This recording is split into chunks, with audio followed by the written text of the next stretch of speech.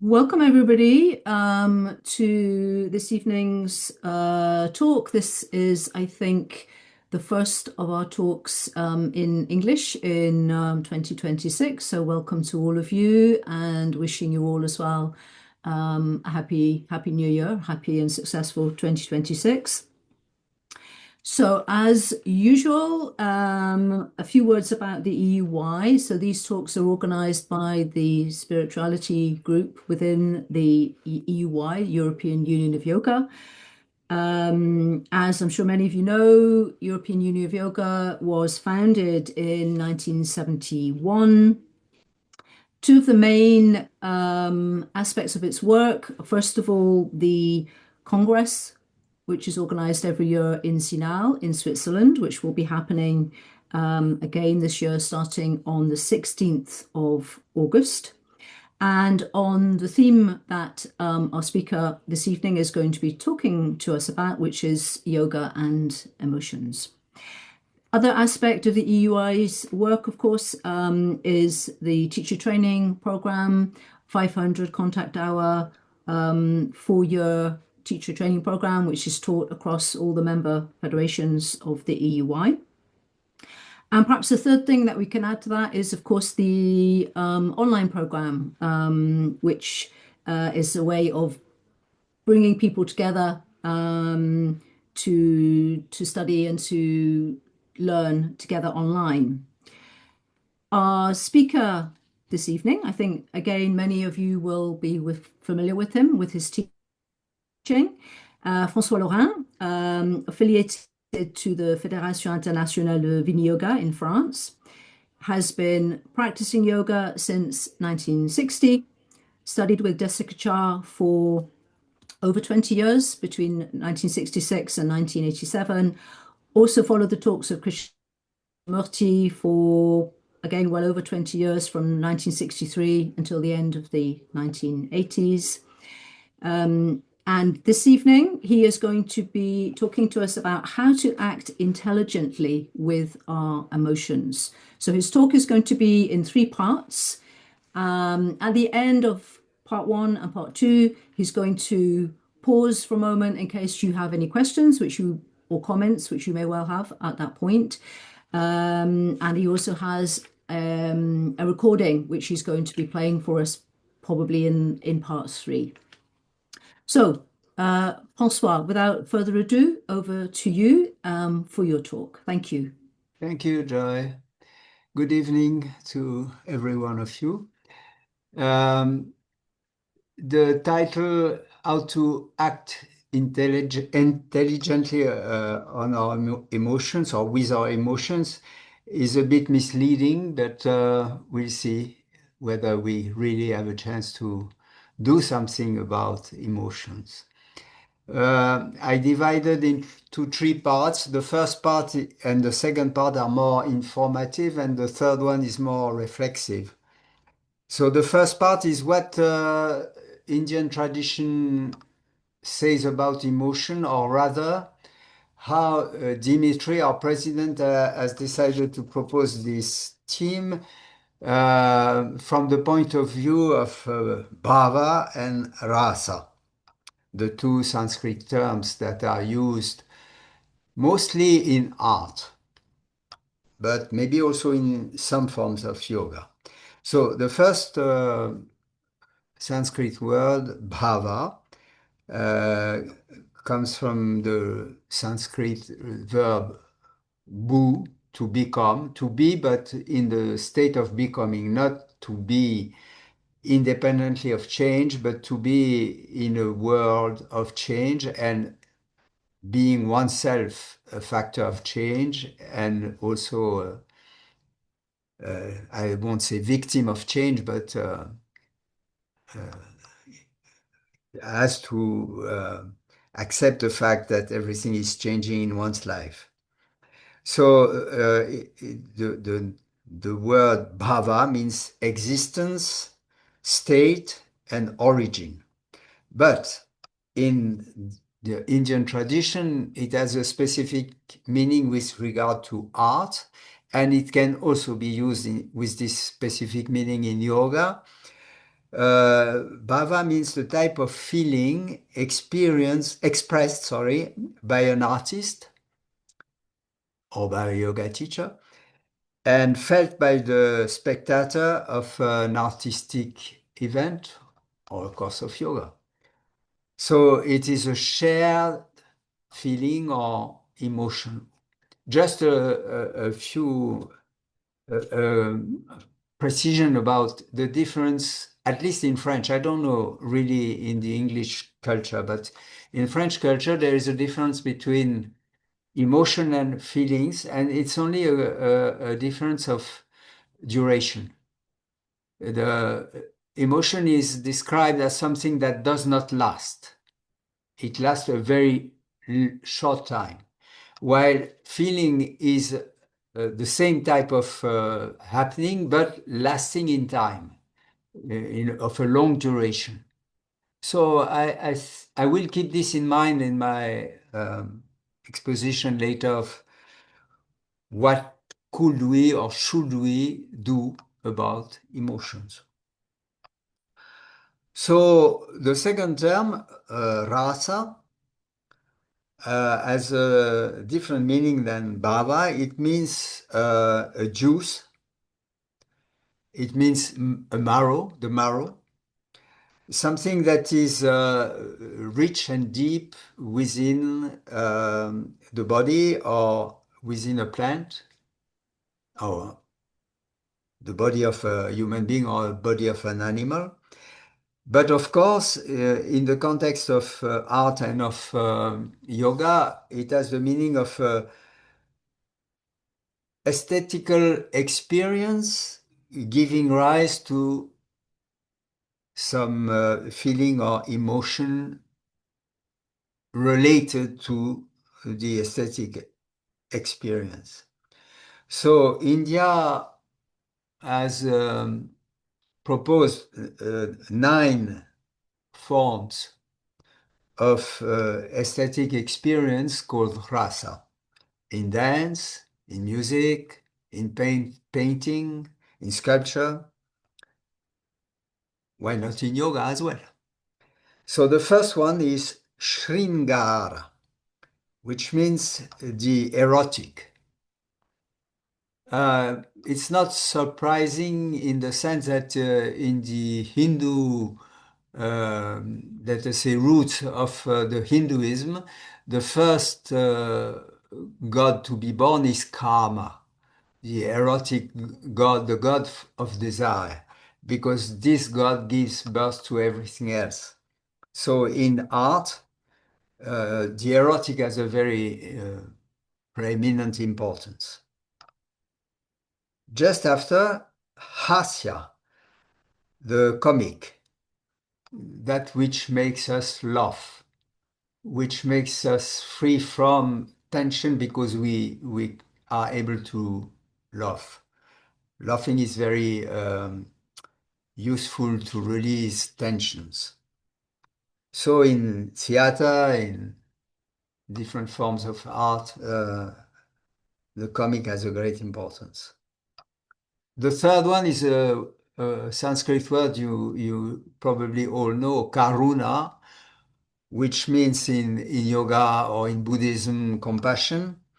But here in the list of rasa, it means the pathetic. That means that which gives rise to compassion, something pathetic, something that makes us cry or feel empathy for the person who is uh, the victim of some pathetic situation. The fourth, Raudra. Raudra comes from Rudra. Rudra is one of the name of Shiva. Shiva is the one who makes us cry. It means the furious, that which is so infuriating that we are shocked and frightened. The fifth rasa is Vira. Vira also is a name that you may know because in yoga we have at least two asanas that are called from this word vira. Virasana, the posture of the hero, sitting in between the two heels, the two feet, and with knees normally together, which is half of the knees, and Virabhadra, the auspicious hero, standing posture that you may know. So it actually means the heroic, that which creates a sense of wonder, of admiration, and it is the basis of many stories in literature, in movies, or even today. The sixth, Bhayanaka, which is constructed on Bhaya, which means fear, but it's more than fear, the horrifying, something that we cannot see without uh, great terror, which is also very often seen in movies today. The seventh is Bhibatsa, the odious, something that is so ugly, so inhuman that we feel a revolt within when we see such kind of scene or event. The eighth is Adbhuta, the wonderful. The wonderful creates elation, a sense of joy, an opening of the heart, an opening of the mind. And according to the complexity of the human being, the wonder is shown in different ways, from the very simple one to the most sophisticated one. Until some period or epoch, I cannot say exactly when, it was the eight rasas. There was only eight rasas. And then I think after the happening of the Buddhism, that means the teachings of the Buddha, the nine one, no, how do you say it? The number nine came, which is Shanta, the peaceful. And the peaceful is the emotion that grows or rises within oneself when one sees somebody deeply connected to oneself in state of deep meditation. It creates in us the feeling of inner movement towards oneself and tranquility. So I don't know how far in yoga we are aware or conscious of these rasas, whether consciously or unconsciously when we teach, we use some of these or not, but in the Indian art, it is prevalent. It is very, very constantly present. So that was the first part. So I just stopped. If you have any question or if you want me to repeat something, I will do with pleasure. Before I go to the second part, which is about what Yoga Sutra says about emotions. If anybody would like to ask a question, just open up your mic or put your hand up or just go ahead. Okay. So in the Patanjali Yoga Sutras, there is hardly any example or mention of emotion except for the sutras in the second chapter, 33 and 34. The 33rd Sutra of the second chapter speak about how to deal with tendencies or reactions that are antagonists to what is considered as the right behavior of a student of yoga, namely the yama and the niyama. And the proposal is called Pratipaksha Bhavanam. Bhavanam means meditation or means to create some change. And Paksha means a wing, and Pratipaksha means move from one wing to the other. Like a bird has two wings to fly, the meditation has to take into account the two sides, the two wings of a situation. So it is usually understood as if, for instance, I feel a strong dislike about a situation or a person, before I act or I react because of this dislike, I have to stop and consider, if I don't react, what would happen with regard to the situation where I would react. And that should open a space for me not to react the way I would have done without this short stop to consider the consequences of the reaction. So it is not really speaking of emotions, but speaking about how to deal with situations when we feel we are not completely in harmony with the yama or the niyamas.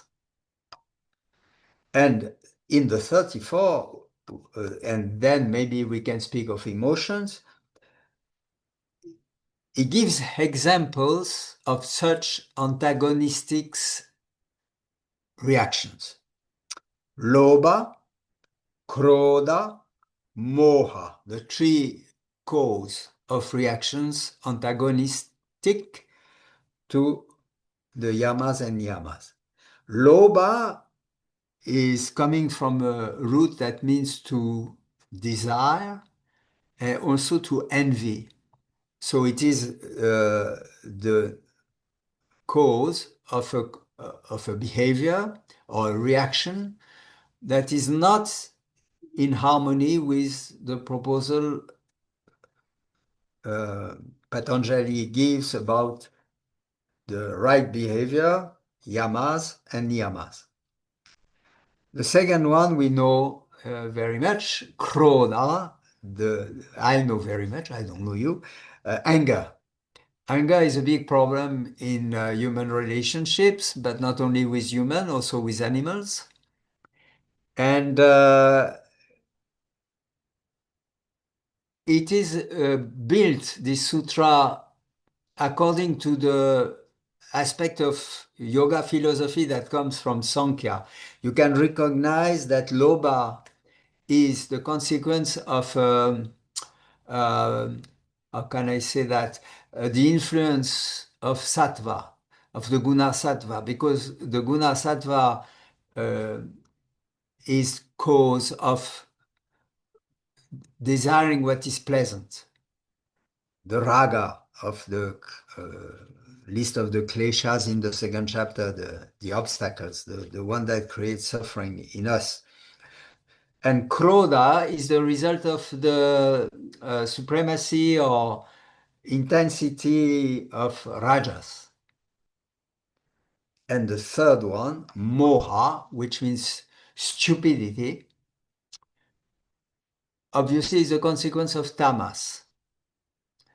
So it is explained like that. So when we feel a strong desire for something that we should not desire, when we start feeling anger growing within ourselves, or when we realize, and for that it's a bit tricky because if one is stupid, one does not realize one is stupid.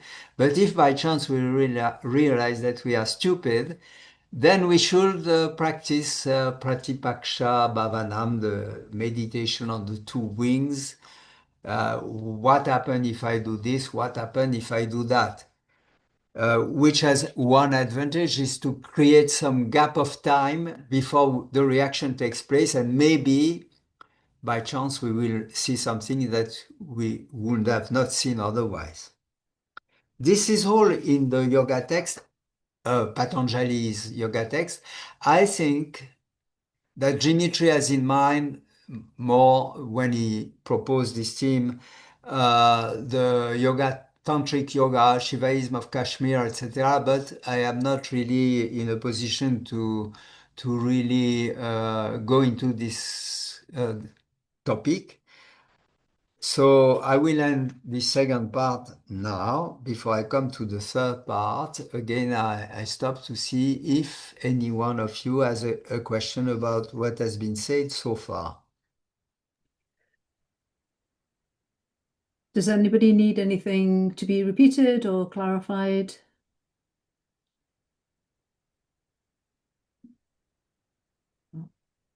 You mind? Go ahead. Sorry, Yes, talking the about. third part is more a kind of Sorry, François, I think we have a question here. Go ahead.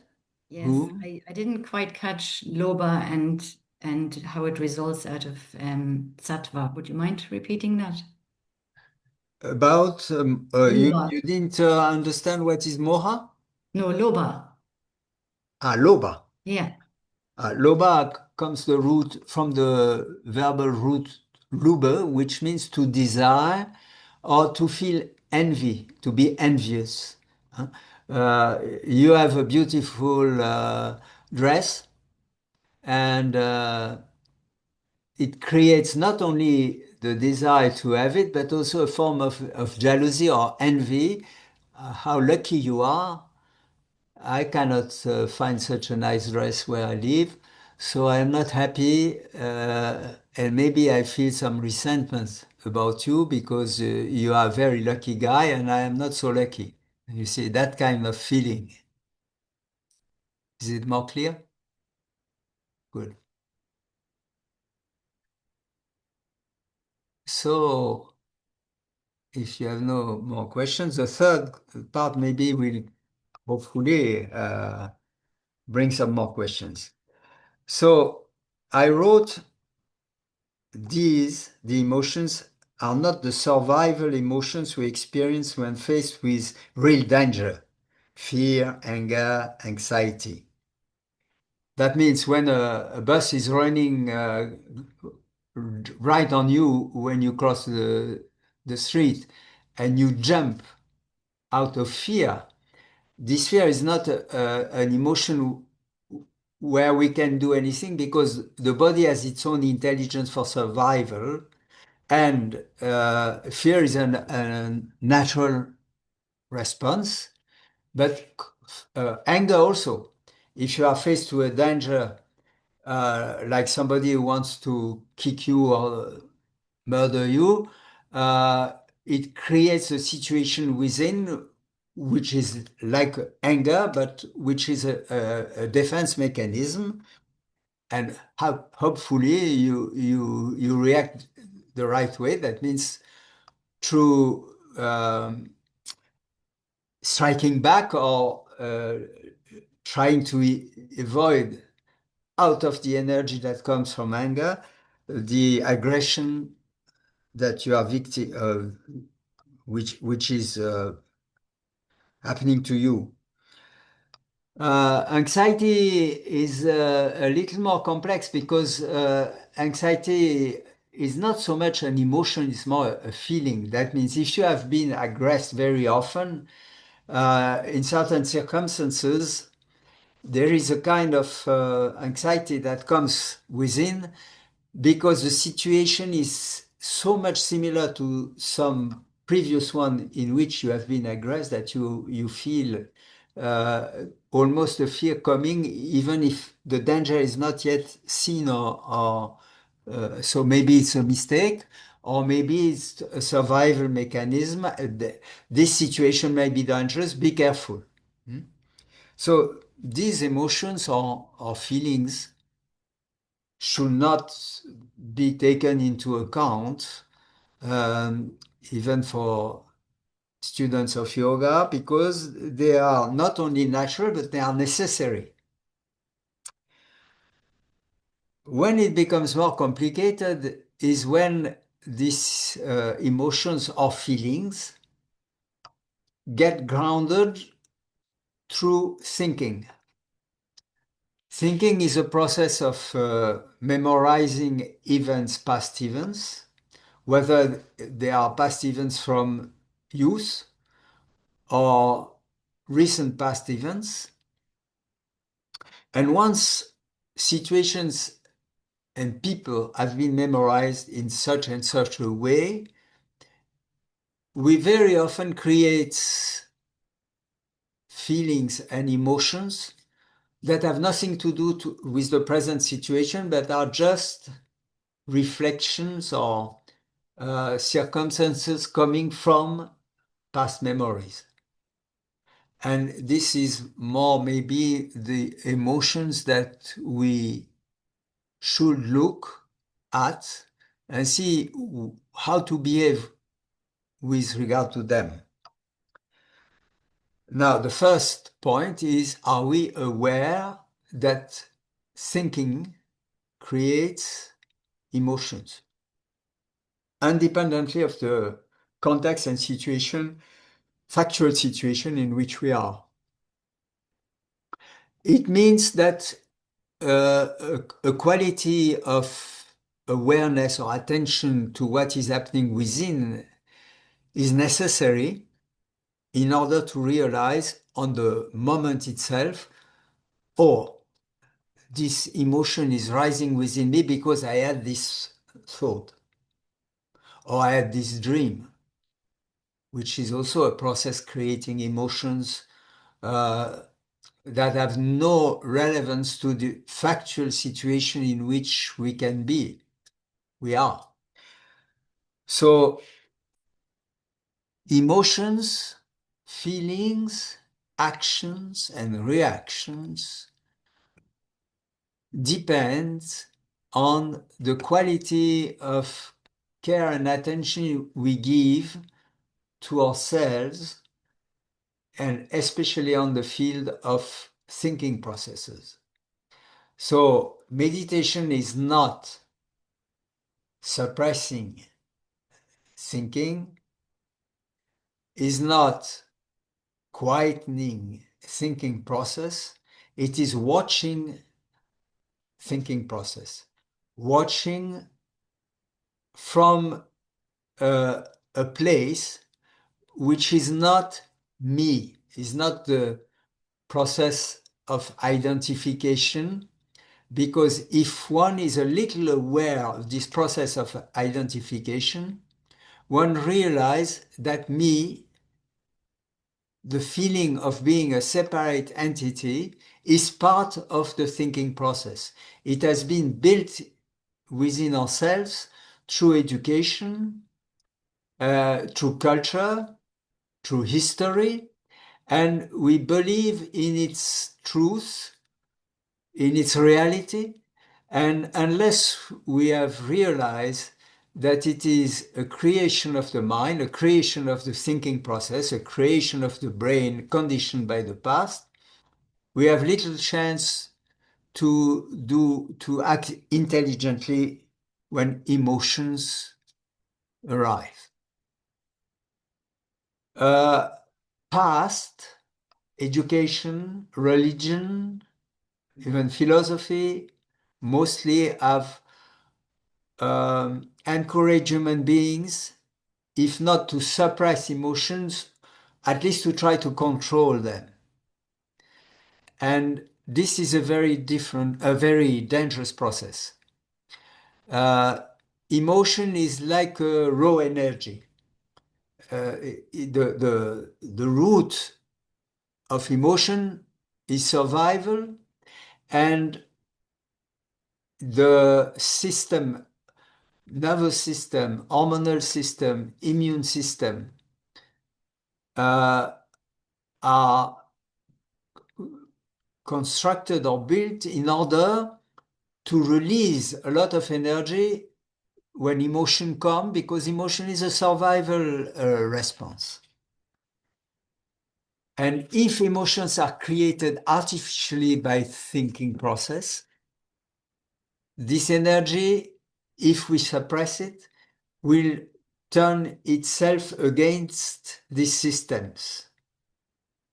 So before, maybe you have questions about that, before, I would like to share a short a part of an interesting topic. I don't know if some of you have heard about a physician that lives in Canada who is called Gabor Mate. Very interesting.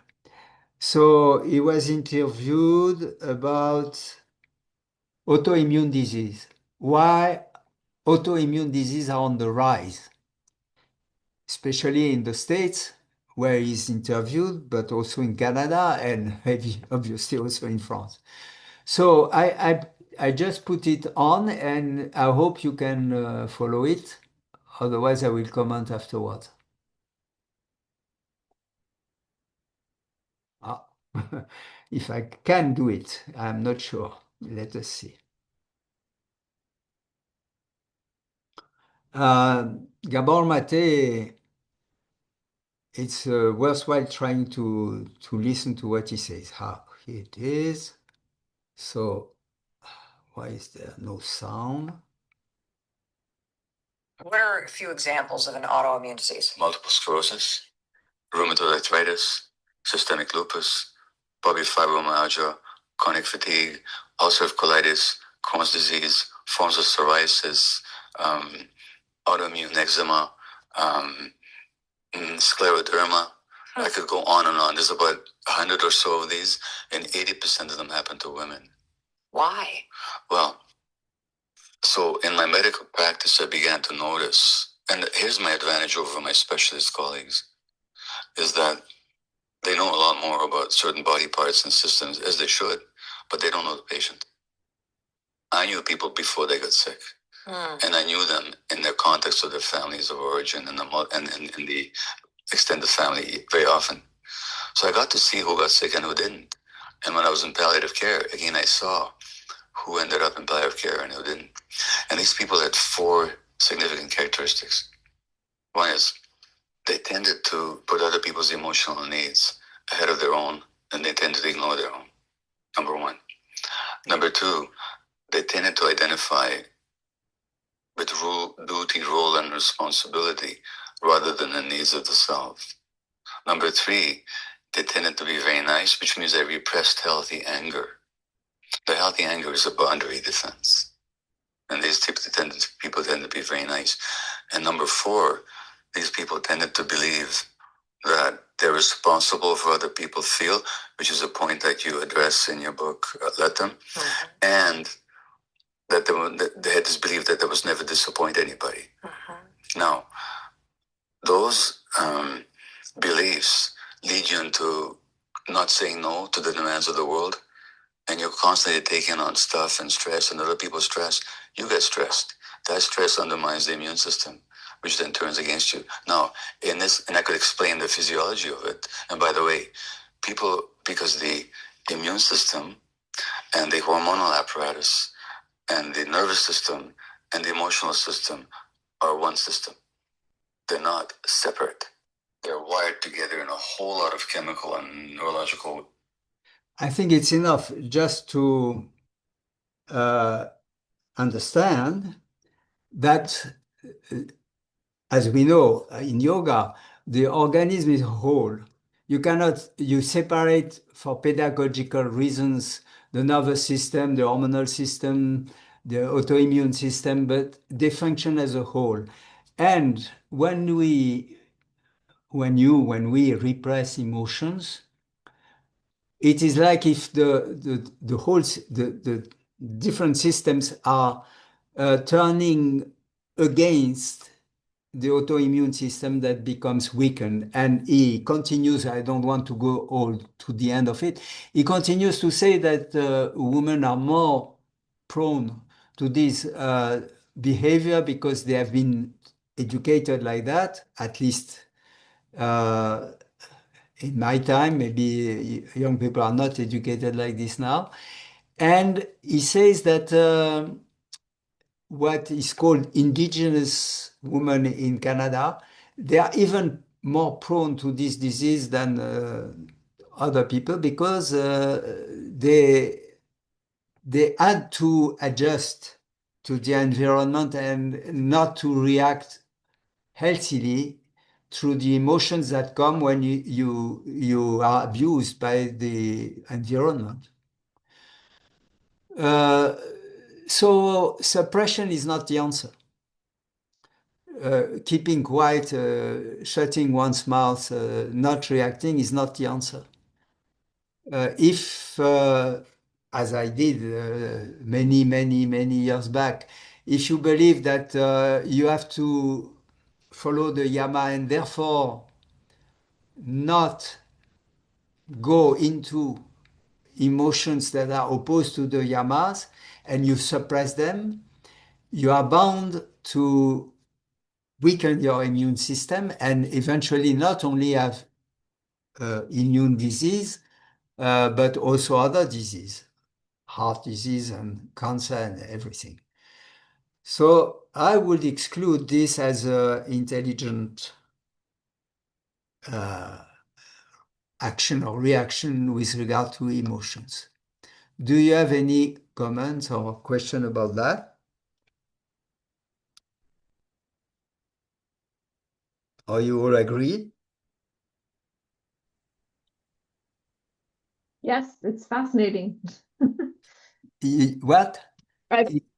Sorry, I don't know if you can hear me with Yes, this. yes, I can. Yeah, no, I'm just saying it's fascinating the idea that, Fascinating. Yes. you know, that if something isn't acknowledged, that it's embedded in you then in an unhealthy way, you know, that things have to be released. It's just about how you release it, isn't it? Like that you have some awareness of what's happening rather than trying to bury it. Sure. So envy is not such a problem. Anger is a problem, and stupidity also. Stupidity, what does Patanjali means by stupidity?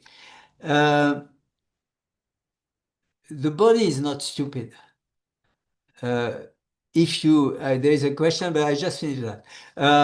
If you lose somebody who is very close to you, very dear to you, uh, the body knows how to release the impact.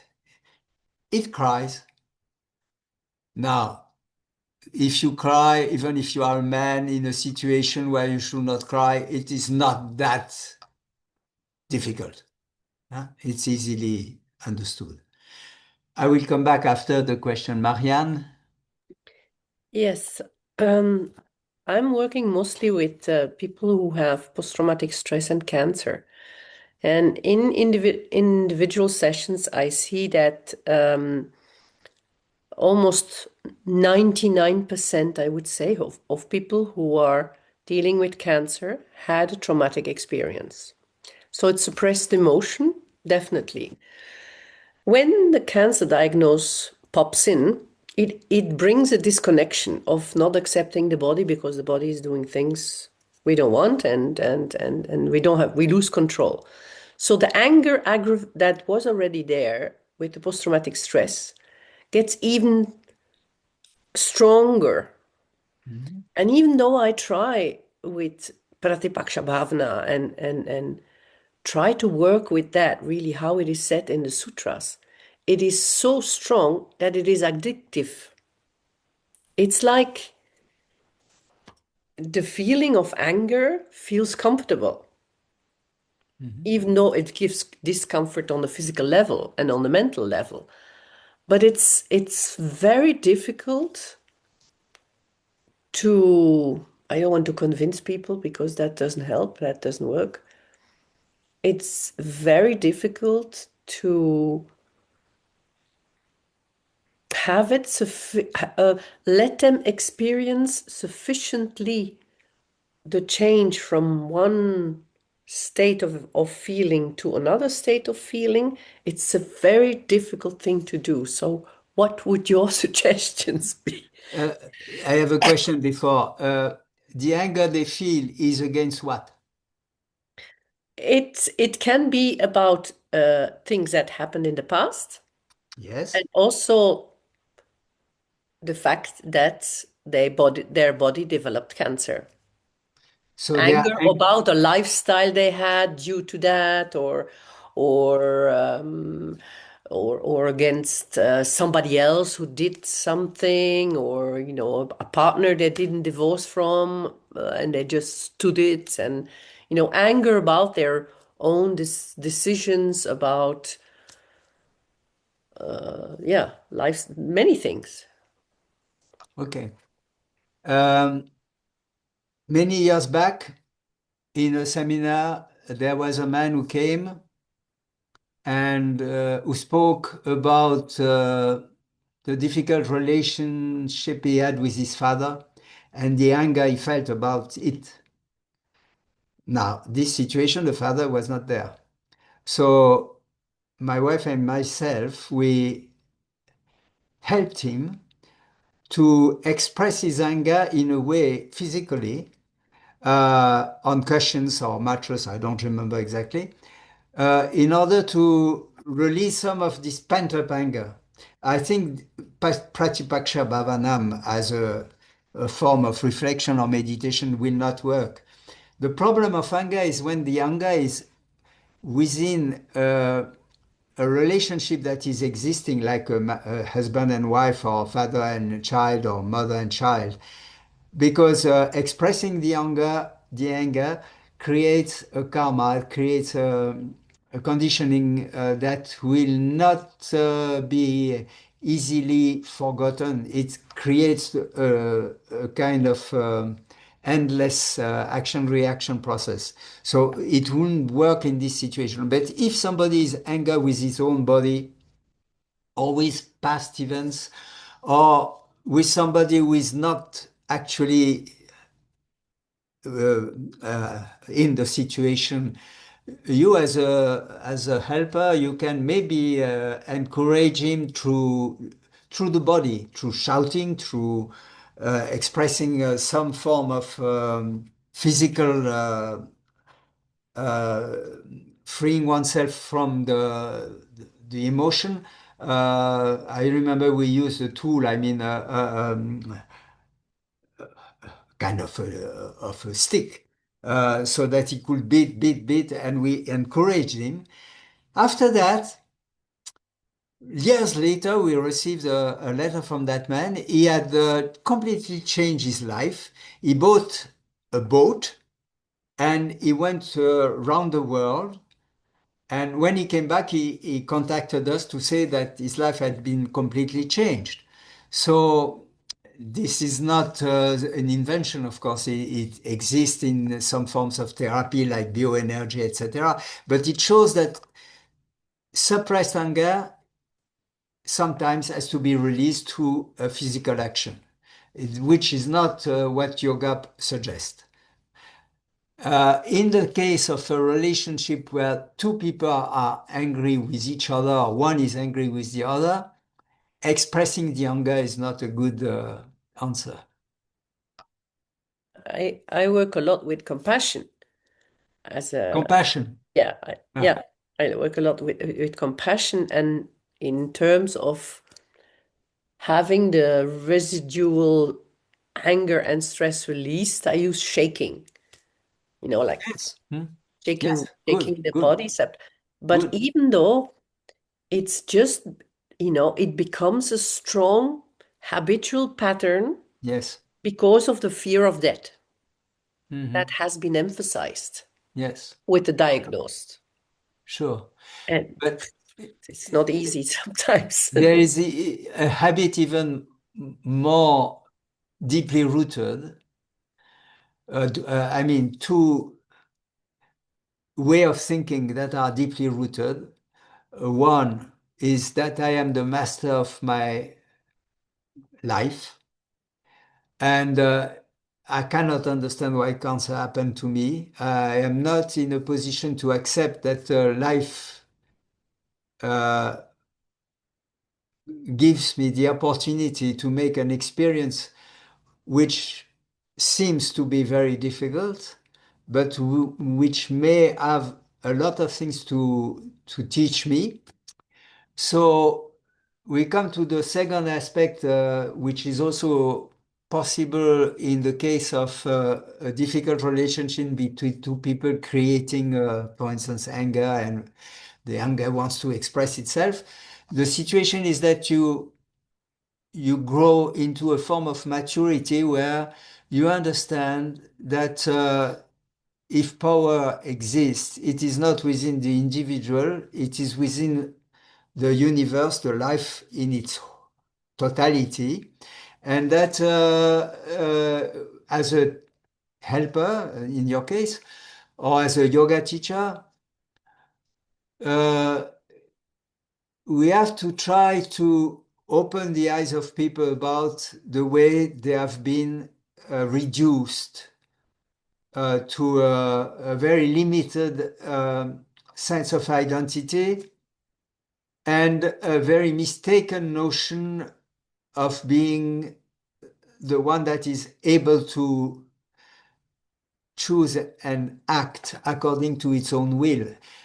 This reminds us the teaching of the Bhagavad Gita when Krishna says to Arjuna, you believe you are the actor, but you are not the actor. It is the three gunas that are acting through you, which means that cancer is not the consequence necessarily of the mistakes you made or some mistake made by some other people around you, but it is part of the way nature expresses itself. Disease is not something uh, unacceptable. It is part of life, and death is part of life. And what is dying? The body is dying, the persona is dying, but is life dying also at the moment you are dying, and so on, so on. There is the need of a deeper understanding of life in order to be able to accept situations that create strong emotions and you don't know what to do with them. Yes, and strangely enough, those in palliative care are much easier to handle.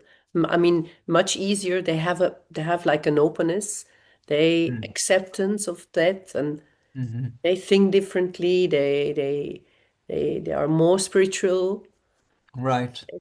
And it's just, but it's the other group that is the bigger group. Yeah.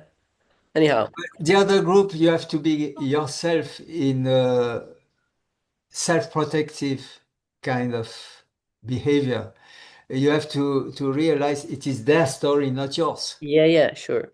So you try to help, but Mm. knowing that you are not the one who is going to do the miracle. I know. I read the book of Mel Robbins, who was the interviewer there. Yeah, yeah, it's true. I Mm. mean, yes. Thank you. Thank you for the question. Um,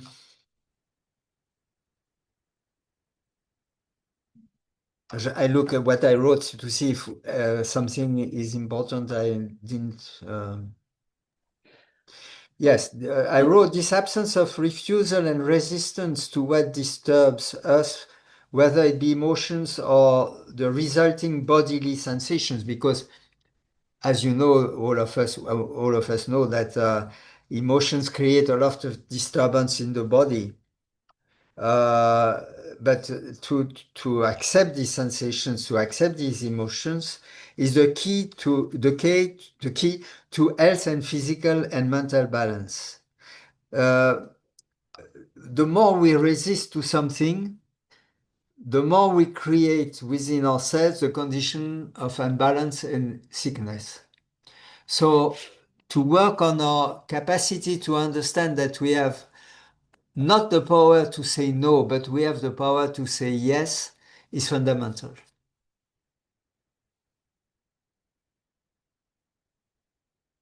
And some people call that wisdom, some people call that experience.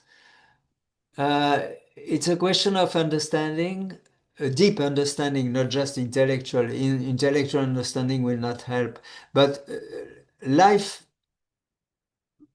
could help us to come to that understanding. And we have to say thank you for the difficult experiences we went through, because these experiences teach us the fact that we have very little power, except the one to say yes to what happens.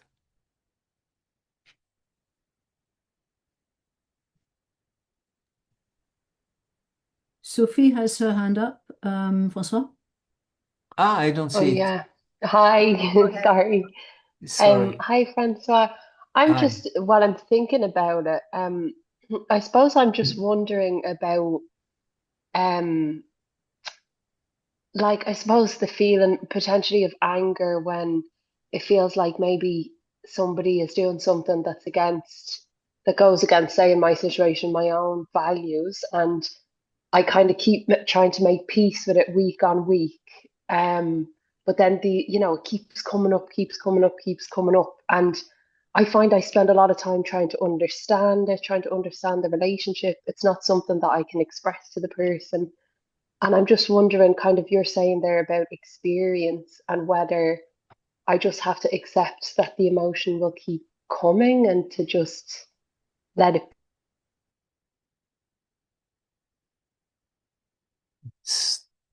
I don't, it's blocked. Yeah, we lost the end of You your. lost the hand of what you Are you said. still with us, Sophie? Can you say the end of your On and sentence? off. Are you back? Yeah, can you hear me? Yeah, Ah, we can yes. hear you. Yeah, go ahead again. Yeah. Oh, did it cut out completely? Um, yeah, I'm just wondering about kind of the kind of going through that reaction cycle maybe with a relationship and not being able to be in a position to express the anger anyway, but just that it keeps coming up and then trying to move past it and trying to understand it and trying to understand the other person's situation and have empathy and understand not everybody's the same. But yeah, just that, is that just a cycle that I should keep going through, or Mm. am I missing the point in doing that? Is that a big waste of energy, or you know? If I have heard properly, because there was this interruption, relationships are difficult. Anger Hmm. is coming back in spite of the fact you try to understand the other, and so on and so on. And what to do? Yeah, yeah. Mm. Night is a very important moment in our lives, because there is a chance to be, I don't know your situation, but there is a possibility to find a secluded room or a secluded place, and then to put some music or no music, and stay with the feeling of anger, for instance, if it is anger, and see how the body wants to move, wants to express itself, instead of trying to understand what happens and why the other, and so on and so on. This will not be very, very efficacious. I remember when I was working with Richard Moss, he gave the example at the time in his life when he was going through difficult situations. He would become like a bear, an ours, huh? A bear. At night, he would grumble and move with a very slow movement, and like he was going to aggress something or somebody. And after that, which came spontaneously, he was released of the bad feelings. So I say night, but it could be daytime. But we need at times to give a chance to the body to express itself and free itself from the feelings we are not able to understand or solve. No use to do pranayama, no use to do asanas in this situation. It will help momentarily, but it is a form of suppression. You don't resolve the problem. You just postpone it. And postponing is a form of suppression. So I don't know if it will help you, but try to find a way. Some people do sport. No? They feel anger and they go and do a jogging. Why not? But it's artificial in the sense that it is the mind that decides to go to do some physical activity to relieve oneself from the stress of the emotion. If you start with the body and you listen to the body and you let the body express itself, not through some form of known activity, even if I said music and dance, for instance, it should not be a dance that you are used to and so on. It should be something that comes from deep within the body that feels the need to express the pent-up energy in a free way, and then you feel a great relief and you are ready to face the situation in a different way. Is it an answer to your problem or not? I don't know. But Yeah, great. Thank you. this is what I would suggest. Thank you. François, I was wondering if Sasha wanted to say anything more. She had a comment and a question earlier, I think. Sasha, did you want to come back in? Or I No, don't I know if think somebody, I yeah. think Sophie's question kind of got to what I was coming to. I suppose on the back of that question would be, is there this, goal or intention that that we get to a place where that kind of wave of emotion is not so big, or that you see that situation from a different perspective, and then you don't experience that intensity the next time. Mm-hmm. I forgot to speak about that, but it is very important. After the second stay or third stay in Madras with the Shikachar, one day I told him, your yoga is not really going to help me, François, to come to realize the aim of yoga. What asanas and pranayama, what is the use of that? He said, wait and see. And I must say that a regular practice of asana and pranayama change the reactivity of the systems. The immune system, the nervous system, the hormonal system, something is changed. It's not suppressing, it is a kind of stabilization of these systems, but it requires time. It requires consistency. We come back to the previous topic in Zinal, Abhyasa and Vairagya. Abhyasa, it needs time to reach that state of stability, sthiti. We have to modify the structure of the body, which is innocent but has been maimed by the education, by the events of life, and has become hyper-reactive for some people. I used to be very nervous and very quick reacting.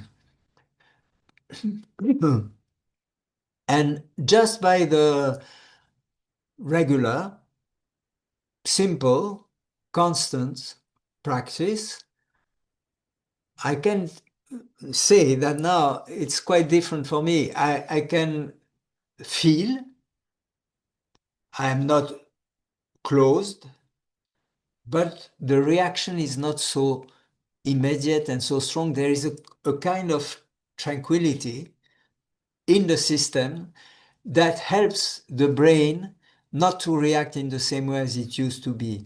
So this can be an answer, but it is an answer that we give as teachers. We say to the people who come to yoga, you have to practice for a long time and so on. How many do follow the advice?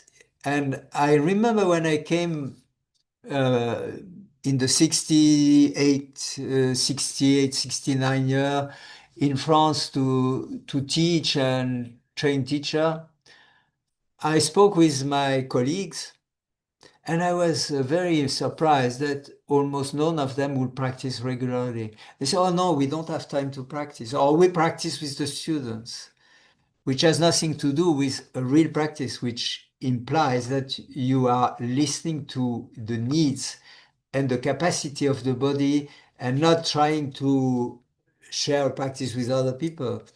So I didn't speak of that because I think this is a very delicate question. But now I am 84. I speak of a practice that has lasted for 50 years or more. And I don't know when it happened, the change. It happened progressively, very slowly, and maybe some situation will make me react as I used to when I was young. I don't know. So far, not. But the immediacy of emotions when you have not the background of such a practice, I think has to be dealt, as I said, giving an opportunity for the body to free itself from the pent-up emotion if it has not been expressed. If it has been expressed, it's a different problem. You have to repair the damage done, for instance, by anger. In a relationship, it's very difficult. Uh, it can damage a relationship even if thing on the surface seems okay. There is a deep wound that has been created. And that also is one thing I have understood from the teaching of Richard Moss. He says, in a relationship, the one who is more aware is the one who is responsible for the continuity of the relationship. That means if you have grown in awareness and something happens in between you and your partner, you are the one that has to uh, act in an intelligent way, not to create wounds in the relationship. It is not the other who can do it. So it gives the responsibility on the more aware of the two. If you are less aware than the other, it is his responsibility. But is he aware of it? I don't know. That is something that is not a question of um, intellectual understanding. It is a question of maturity, inner maturity. And inner maturity comes from living with open eyes, uh, not with preconceived opinions and ideas about how life should be and how one should behave and how the other should behave, and expectations about the other, and most of all, the stupidity of wanting to be loved.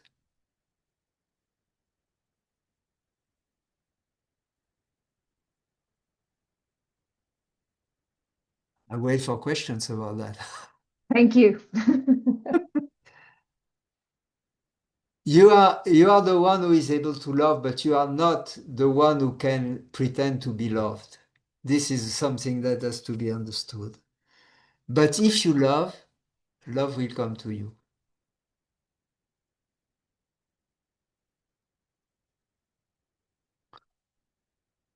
Is there anything I didn't speak about? Let me see. Yes, one more thing. Probably in Zinal, some of you go, you will have the opportunity to listen to emotions in the context of art, beauty, the feeling of wonder, not only art but nature and so on. All these are wonderful. They are help in life, but at the same time, they are also obstacles, as the Yoga Sutra teaches.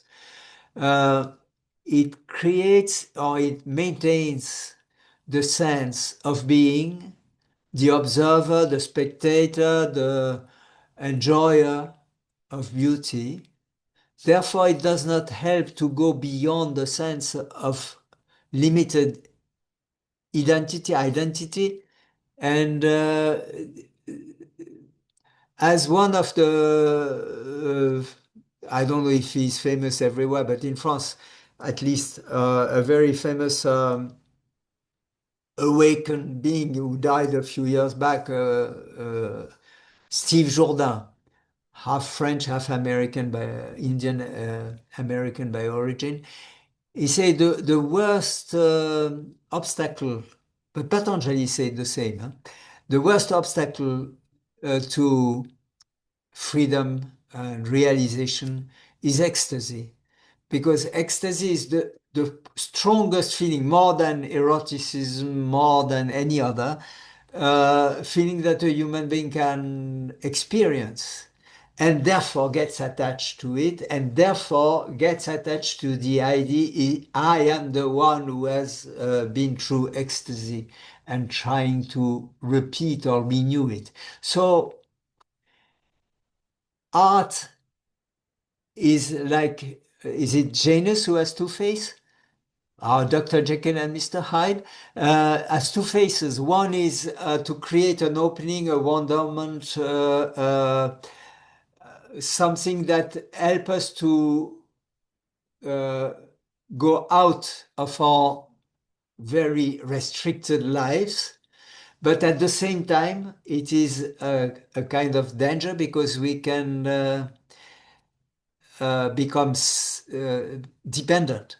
Uh, I read, no, I heard in the radio France Culture, we are happy in France to have France Culture,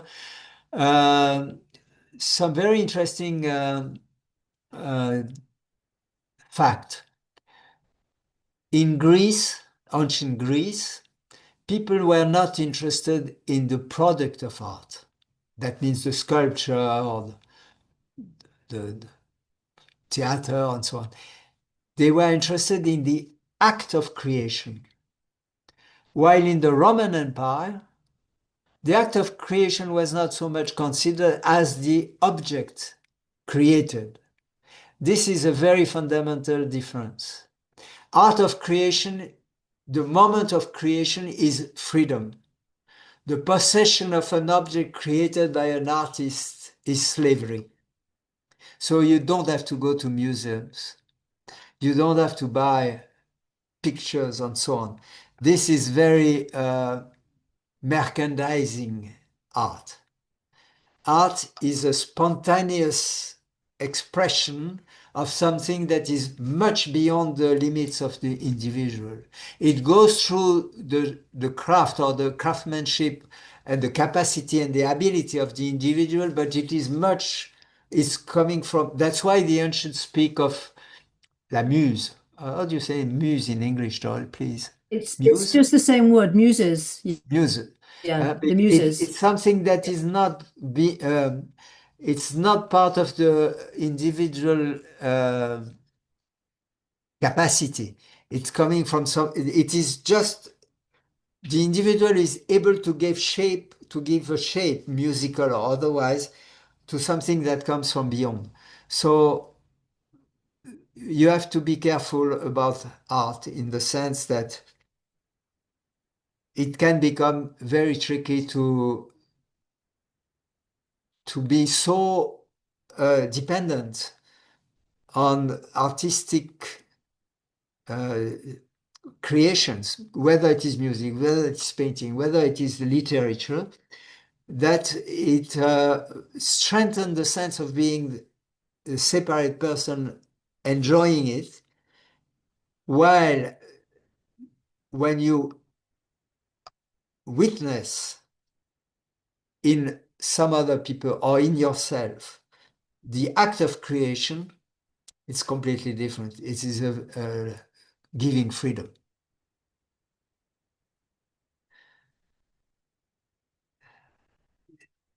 Well, as for myself, I have finished what I wanted to propose or say. If you have some more questions, I am ready to answer. If you are interested to listen to the totality of the small excerpts I gave of Gabor Mate's interview, I can send it to Joy, and Joy can forward it with the link uh, Yep. Okay. for this talk that has been. Good. Did anybody want to ask a final question or make maybe a final comment before we round up? Yes, Christine. Yes, please. I don't know. J'entends pas. I hear, maybe I put more sound because I don't hear well. Go ahead. You can't hear me? Yes, now I hear. And now can you hear me? Yes, yes. Yes. Me, I can't anymore. I hear you. Ah, No, it's okay now. Maybe I didn't catch everything, but you gave various example of handling anger from your own example and others before, after. And what about fear, anxiety? Uh, mhm. what would you have example to deal with this emotion, feeling, Sure. and way of being when it's not just a simple fear, but it's real anxiety which lasts a long time? Yes. Oh, you can Feeling help not, us or not yoga. it's not a fear coming from an immediate danger, but it is an anxiety coming from the story of oneself, situation maybe lived before, during childhood, or anything like that. Uh, the deep answer, which is not easy, is to deepen one's understanding about life and whom we are as human beings. But that is not a practical answer, so I am going to the practical answer first. It's like for anger. When the body manifests anxiety and fear, uh, can you listen to it and let it express it as it comes? Okay. It's always the best. You know, when it rains, after the rain, nature is wonderful. And If we feel smells. sorrow, huh? If we feel sorrow or grief and we cry, then after the feeling is wonderful. If we don't cry, we stay with the sorrow and the grief. Anxiety is more complex because its roots are not like the loss of somebody we love and then we have sorrow. It is more the sum of different situations in which we have not been able to understand what was happening to us. So it is sorry, it is like different strata. So, but the body is intelligent. So you have to start with the feeling. Where do I feel anxiety in my body? Now, the reaction would be, oh, I don't want that. No, just let it be. Just listen to it. Let it come on the forefront. Let it express itself. You don't have to, you don't need a lot of time for that. You just have to listen to what is going on in the body, because the body never lies. The mind lies. The mind is always lying, is always saying stories. But the body is exactly knowing what is good for it. And if the body is happy, the mind will be happy too. That is what I can say about this. Sorry. The other point requires the understanding that probably, I'm not sure of that, but very probably, what happens to us is exactly what we need, including anxiety. It's a kind of situation in which we have to go through and find our way through in order to discover that we are not a limited human being thinking of himself as separate, but we are a field of consciousness which is as vast as the universe and is the universe itself. This takes maturity, and I hope every one of you, and especially you who asked the question, will one day or the other reach this maturity. And this is the aim of yoga, actually, to come to that understanding. Thank you. Thank you. Thank you, Joy. You have something to add, or you want me to send you? I will send you the link in case somebody wants. Yes. So if nobody has any more questions, we'll just finish just a few words to complete our session today. So just reminding everybody that you will get the recording of today's session. So if you want to listen again, if there are bits that you maybe didn't quite get, you can listen to it again. In that email, we'll also send the link that François mentioned, so you can look at that interview. There'll also be a short survey. So if you want to give us any comments, any feedback, any suggestions for future sessions, then we'd be grateful to have your feedback. If you would like to make a donation to the European Union of Yoga, you can do that via the website, but obviously that's not necessarily if you don't wish to do that or you're not in a position to do that. That's a possibility if for those that wish.